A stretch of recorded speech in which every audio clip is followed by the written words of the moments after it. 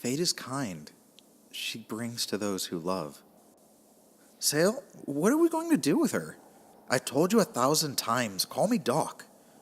She's not one of us. She belongs to the city above. Shouldn't we just bring her to the surface? Don't be dopey. Her pulse is faint as it is. She needs our care.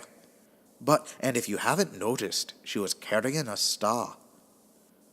The mention of the box instantly quieted the second man as they brought the girl into a dimly lit room carried on a stretcher between their wheelchairs. There were large bronze and copper pipes, patched with various metals and ties, venting small streams of steam. The steam seemed to play a faint melody like a pipe organ stretched across an entire room.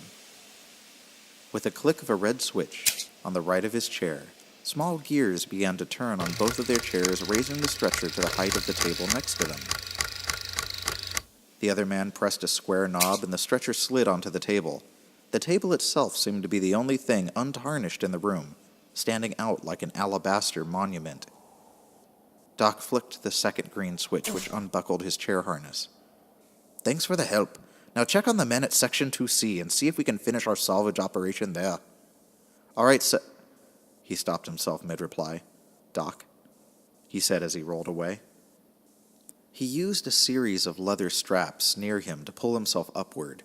Doc swung his body from a leather strap to a leather strap until he let go a few feet away in the darkness. In the shadows, a few multicolored lights lit up. Gears began to grind, and then a shot of steam outward. The clickety-clank of motorized footsteps came closer as Doc revealed himself. He grabbed a pad and a tool that he waved over the sleeping girl as a blue light scanned over her. He grabbed a few rubber corrugated black tubes from the side of the room and secured them into the side of the white table. He moved to the other side and turned a few dials, which almost seemed to have been carved into the table. Doc worked on the girl with great care, as a father would his daughter. He pressed in a small cartouche of a deer on his right gauntlet, and an opalescent curved lid started coming down from the ceiling.